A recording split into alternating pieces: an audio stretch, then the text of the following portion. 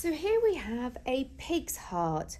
This end here is the base, this is the apex. This is the base, it's all about the base, not the apex, because the base contains all the tubies that are going to go into this heart structure. We need to have a look and do a lay of the land first before we get started with looking internally. So let's just have a look, see. Again, we can label this the base, and we're going to label this the apex. So what I want you to do is I want you to put your hand out and make a fist. And in your forearm here, I want you to press on this relaxed side of my arm. Well, obviously not my arm, you press on your arm. Press right here. Now make a fist and flip over and press right here. And you'll notice that there's a difference in texture of the muscle between this side and this side. Yes, you can still feel that there is muscle on this relaxed side of my hand and arm and forearm, but on this side you can feel how it's really quite tough and tense. That's the same thing that we have going on here. So if I were to pick up my heart and I was giving it a feel all the way around like this, you can feel how, you can see my thumb is going in quite a lot here, and it's not on this side. So this side's thinner and softer. This side is significantly harder. So what does that tell me? That tells me that the harder side, like my whipped nay, this top part right here, that is going to be the left side. Why? Because the myocardium is significantly thicker on that side, because the left side has to pump to go through the entire human body. Okay, so hopefully you've done a drawing of this. This drawing should be at least half a page, and you should have labeled in the base and the apex. Okay, now I want you to have a look right here. You can see on the outside, you can see some of these coronary arteries that are running down the surface of this heart. Now remember that the coronary arteries are going to feed the myocardium. So we can look here. This is the wording, myocardium and the coronary arteries. And remember that we talked about how in the coronary arteries, if we get, we want nice smooth arteries, and if we get it where we get plaque built up, that can be a problem, because all of a sudden our plaque builds up and then it decides, oh no, it's going to break off, and we start to clot, and the clotting then occludes the entirety of this blood flow, and that can cause a massive problem. So here we would then have to have an angiogram, which is the medical procedure where they're going to put a catheter, a small tube, up your arteries to then clean out this junk inside your arteries and place a stent, which is a hollow metal tube to keep it open, and this will then help to clear up the problem inside the coronary arteries. And I talked about it before, how the rate of this heart disease has increased significantly, that over time the rate of heart disease has increased exponentially for the USA and for the UK and for a lot of other European countries, so on and so forth. But Japan, it was very flat for a long time, and then all of a sudden it went swing, and its amount is the same as the amount is the same of heart disease as in the US. And what happened right here? This was the fast food that arrived in Japan, which was not a good thing for the heart's problem. All right, so you did this lovely drawing. I'm hoping that you did a nice drawing of the outside of the heart, and you can see how the coronary arteries are surrounding this outside of the heart. Same thing as here. Remember that the coronary arteries, its job is to feed the myocardium, which is that heart muscle. Another thing that we need to look at is, do you see this yellowy substance? There's a little bit of a fat deposit around this heart. And that's okay. We want to have a little bit of fat on this heart because, again, the fat, which is adipose tissue, A-D-I-P-O-S-E, this adipose tissue is there for the three main purposes of protection, long-term energy supply, and for endothermic regulation. Those are the same three that we'll see time and time again. Now, this exterior of the heart has some fat around it, but it would also have an extra layer of protection with the pericardium. Remember, that's one of my favorite words, the pericardium, the top word right there. The pericardium is the membrane that goes around the outside of the heart, and more adipose tissue would attach to it. We don't want the blood to come into this heart and all of a sudden it gets too cold or too hot. So this fat helps to regulate the temperature, to help with homeostasis, to maintain everything at an even keel, and in particular with temperature to regulate endothermy at 98.6 plus or minus 0.4 degrees Fahrenheit. Now, we've also talked about if there is too much fat on the heart and it's pressing too hard, that fat is going to stop the heart from pumping too well, and it becomes very problematic. So we want some fat, yes, but we don't want too much because otherwise that can be very problematic. And the poor little heart's not going to manage to beat properly. Speaking of little, it's about the size of your fist. So this is about the size of my heart. And again, hearts do vary in size. So this here is a pig heart. And I know you said, well, wait, Dr. Pearman, you said that pig hearts are being transferred. That's significantly bigger. Yes, but they're altered and they're a different age of a pig, and that they fit in your thoracic cavity. These pig hearts that are altered to fit into a human and designed for that purposes. So don't be like, oh, well, that's too big. They're also using this heart valves very regularly and have been for very many years, that they take the valves out of the pig hearts and then they wash it of all pig tissues and cells, and then they can use it to transplant into human hearts. Now, speaking of size, look at this great big thing. This is a cow's heart, significantly larger, and it weighs quite a lot. The other big thing that you can notice about this is there is a lot more adipose tissue on this, and it's just an interesting situation here, don't you think? Well, I think so. Pretty cool. If you were here and you were lifting this up, you'd be shocked at how heavy it was. All right, so size-wise, we've talked about size, we've talked about the coronary arteries, we've talked about the sides of this. So let's talk about the base. Again, this was the apex, it points down to the toes, and this is the base, which is where the tubes are coming in. Now, the base has two big landmarks. You can see it right here. There's one flapperdoodle. I call it a flapperdoodle. It kind of looks like an elephant ear. And there's another one on this side. Can you see it? My fingers are up. This is an auricle. The auricles are the first chambers of, is that word, auricle?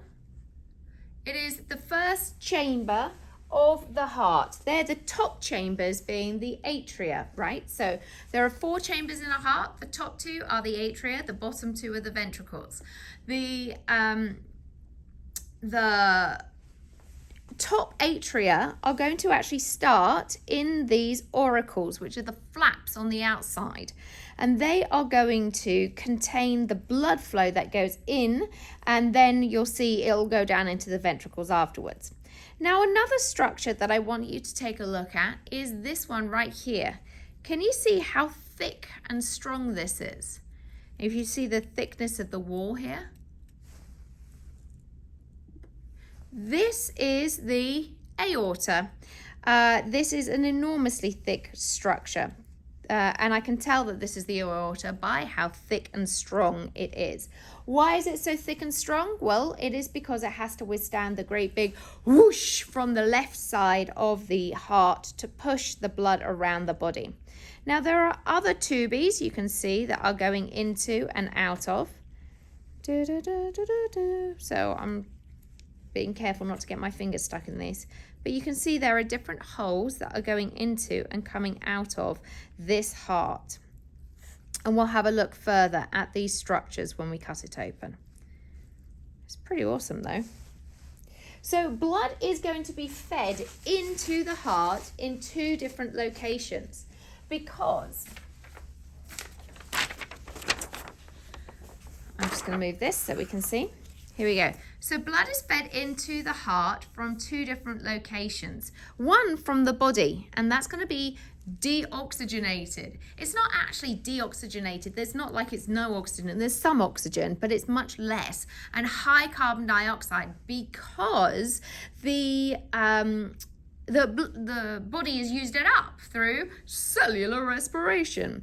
And so the blood is going to come in to the right side, which is going to be the low oxygen from the body side. If it is an area above the level of the heart, it comes in from the superior vena cava.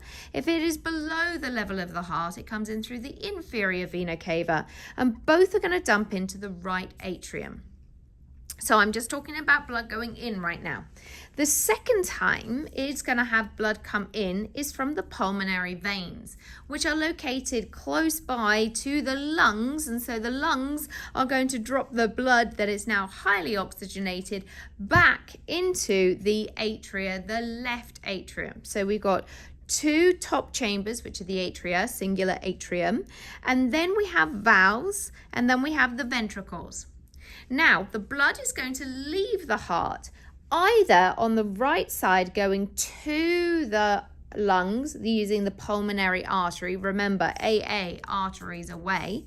Or it is going to leave the biggest, thickest side blood vessel, the aorta, because of the thickest ventricle with the greatest contraction because the myocardium is so much thicker here, and it's going to come up and out of the aorta. It's either going to branch off up the top to the head and neck and trunk, or it's going to come down the descending aorta to the rest of the body.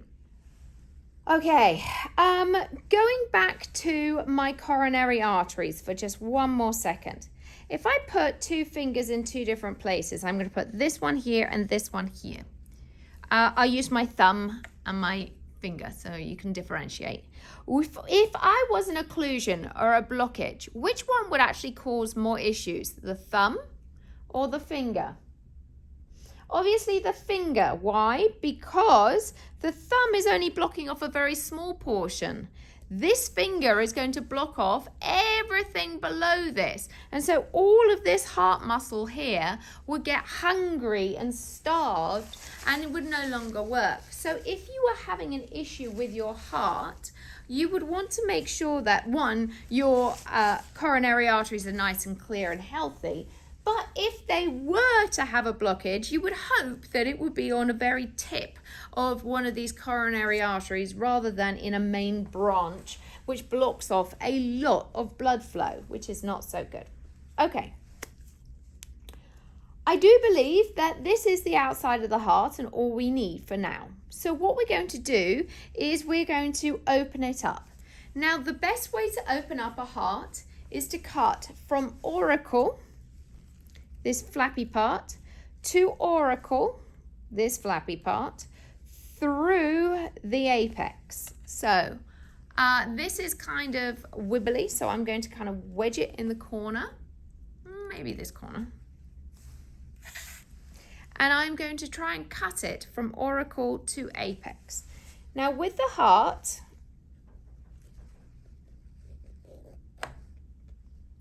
you can see that with my big incision, it didn't really cut through very much. That's because this is quite a thick structure. What I'm going to do is I'm going to spread it open so I can see in. I'm trying not to block the camera too much, but I apologize if it is. I'm looking and spreading so I can see what's going on inside the heart. I also like to turn it so that it is more suitable for me.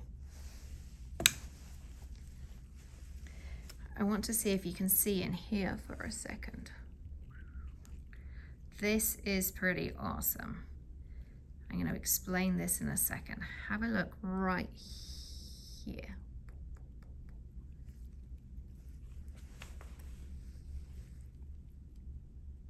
Do you see what this is? That's a valve. And you can see the chordae tendineae. Ooh, it's very exciting. I'm dripping over the table, never mind. All right, so I'm going to cut through this. I'm cutting through a valve. Wow, it's beautiful. Okay, you can see the valve here. All right. I still want to cut through.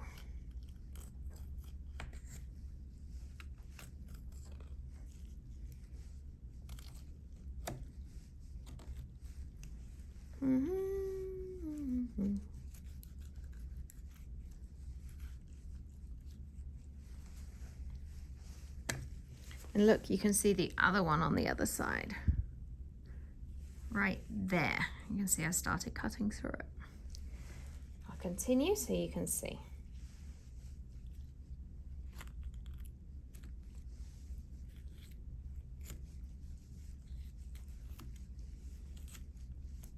All right. Well, that looks very beautiful. I'm excited about that. Okay. So, have a looky-loo at that and see if you can draw a nice picture. I would choose, you don't have to do both, let's just choose this one.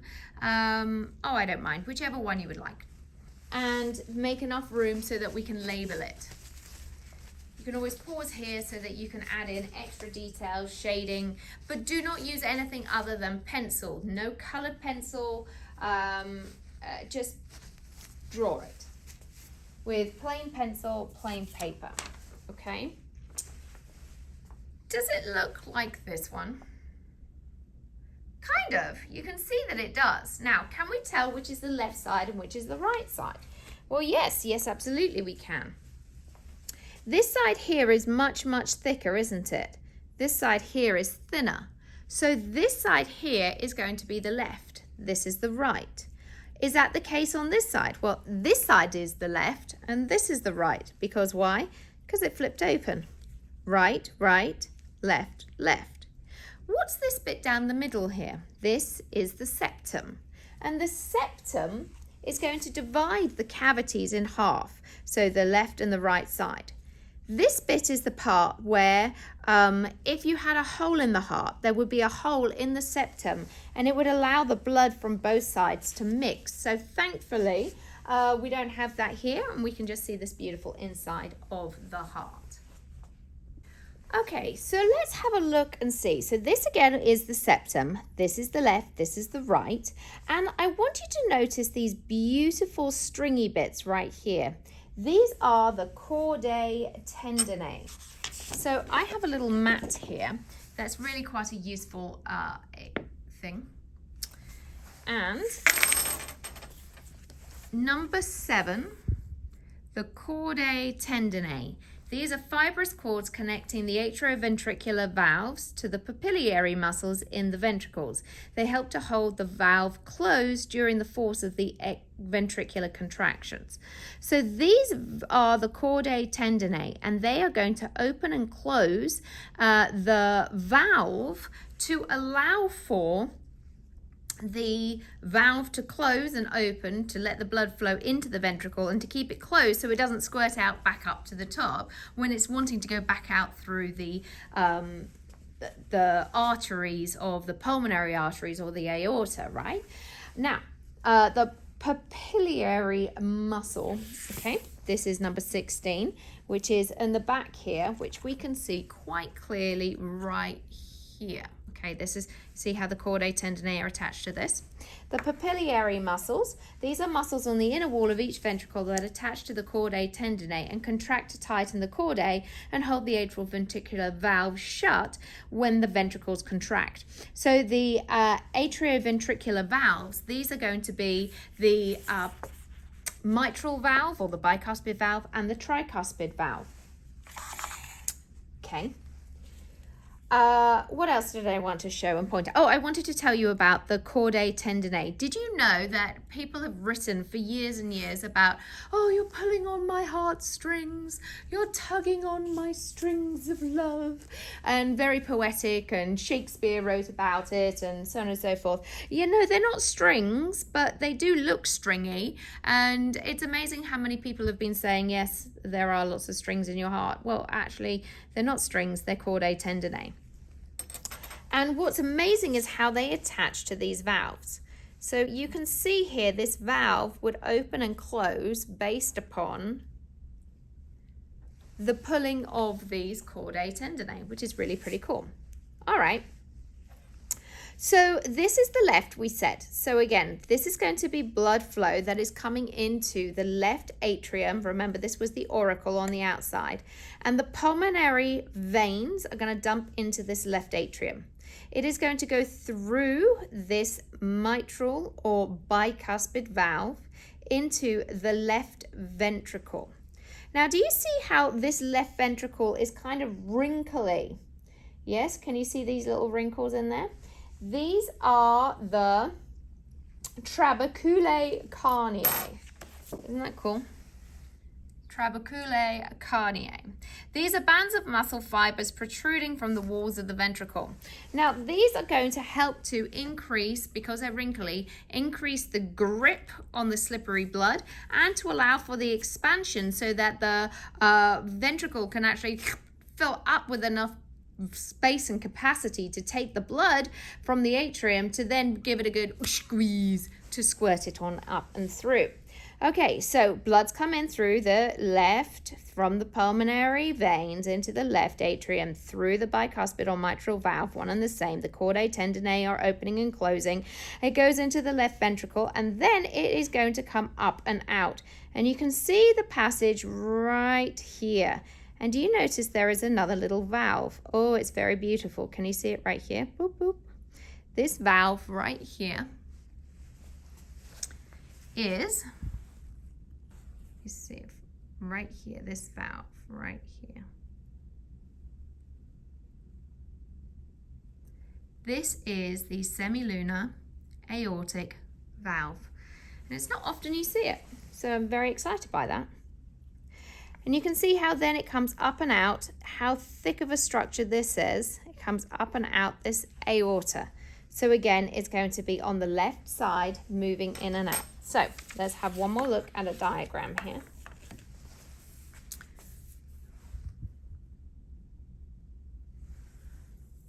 Okay, so blood flow, this is what we just saw. We saw on the left side that blood is going to come in from the lungs into the left atrium, where we just saw with the auricle.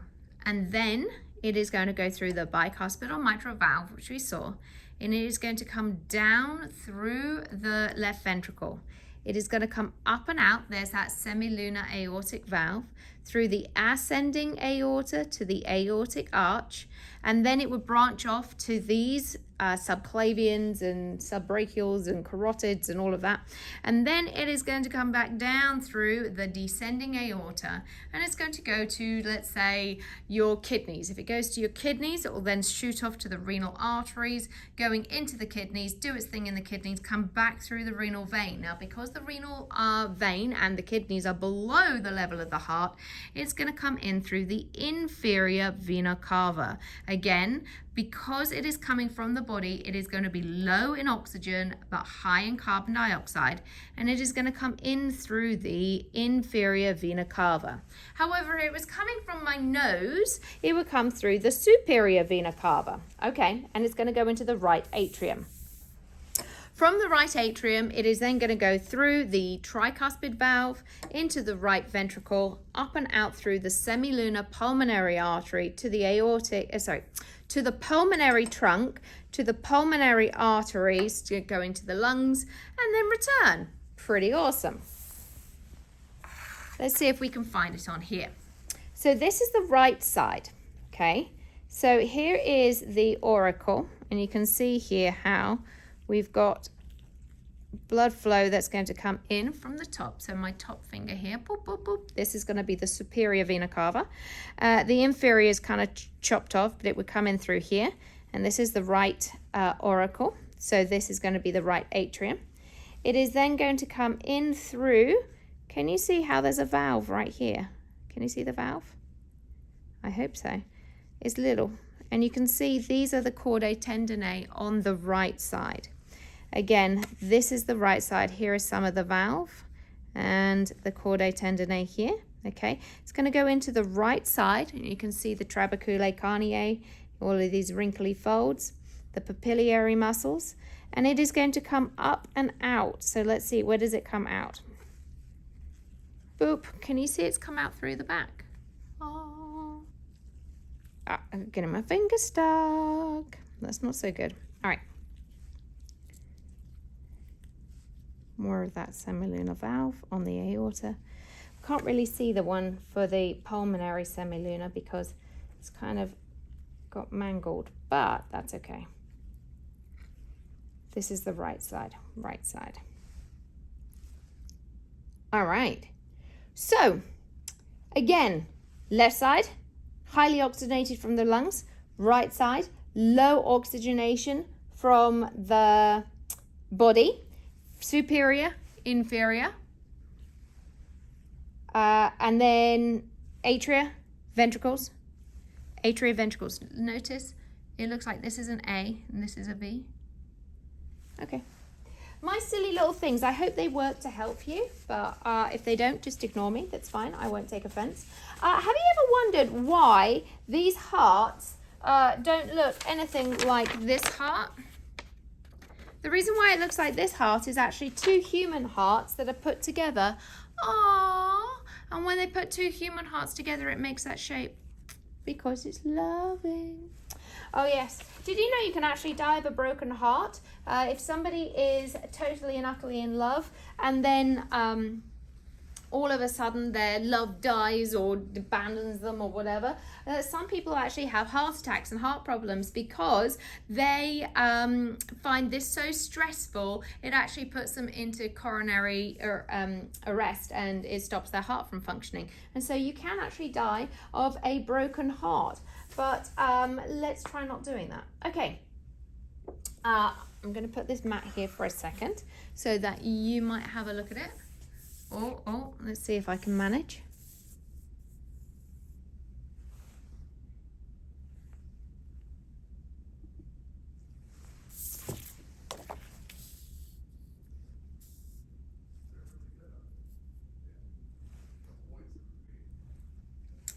Okay. Now, one last thing to talk about.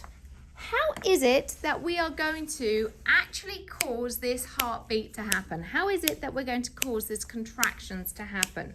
Well, that is to do with the nodes. So on this side about here, we're going to have a collection of nodes. Am I going to be able to see it? No, I'm not going to be able to see it because they're very small, microscopic, not going to be able to see it. Okay, so on the right side here, we are going to see, if we were to analyze this, we would see on the outer portion here, we would see the sinoatrial SA node. It's going to get a signal from the brain that is going to say, hey, you need to contract. And so it sends, okay, contract. And it pushes the blood through here and into here. At the same time, the signal goes across and hits this portion right here, the atrioventricular AV node. The inner wall of the right atrium at the septum, and it sends a signal down through the septum, up through the ventricle walls, and when it gets to here, it says, oh, right, now we're going to squeeze. And it squeezes and the blood goes out. The left is following suit. So atrium, squeeze through, close these up when these get the signal down here and squeeze and it goes out. So it's this continual filling that is happening. Pretty cool. We wouldn't see the nodes, but we need to know that they're there. Okay. Little word to the wise. It would be imperative, really, really smart of you to make sure that you know the blood flow and that you know how the blood goes through the body of a heart. Nod, nod, wink, wink. It's probably going to be a very good question that I will ask you. So let's say we take in a big breath and we'll go through it together. Okay. So blood, let's say I'm going to take my lips. All right, so blood is going to come from my lips and it is going to go down after it's gone through all of my veins and meeting up with the superior vena cava. It's going to come in through the superior vena cava and it's going to go into the right atrium. A node is going to fire. SA node, and it causes the contraction of the right atrium and it pushes the blood into the right ventricle. At the same time, the node has now fired and it has now transferred over to the atrioventricular AV node. It's down the left and right bundle branches to the Purkinje fibers, and as it goes up the walls of the Purkinje fibers, it then is going to contract the ventricles, squeeze, and the blood is going to come up and out through the pulmonary trunk to the pulmonary arteries, and it's going to go to the lungs. I'm going to now oxygenate my blood, remove the carbon dioxide through a process of diffusion, movement of molecules from a region of high concentration to a region of low concentration. Awesome. And now this highly oxygenated blood is going back to the pulmonary veins. And then the pulmonary veins, and it goes back into the left atrium. The SA node has now fired.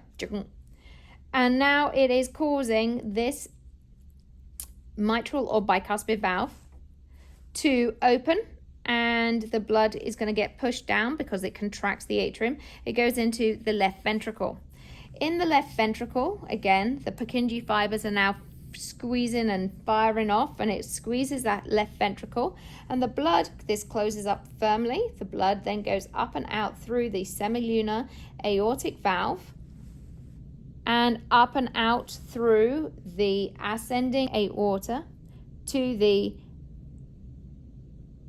aortic arch.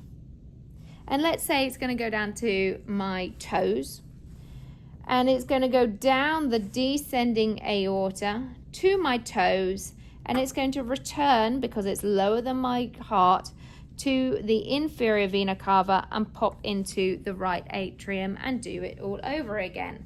And this syncopated do-do, do-do, do-do, do-do is controlled by my brain, which is controlling the firing of the SA and the AV nodes, which are controlling everything else that's going on. So it's pretty awesome. Ta-da! So although the heart is really quite a simplistic structure, 4 chambers, a little bit of electrical stimulation, some valves to prevent backflow, it's a mighty complex machine that is going to serve you very well for about 3 billion beats. Lots of beats in a lifetime. And yeah, you've got to look after it. Nice heart. Thank you, heart. We like you, heart.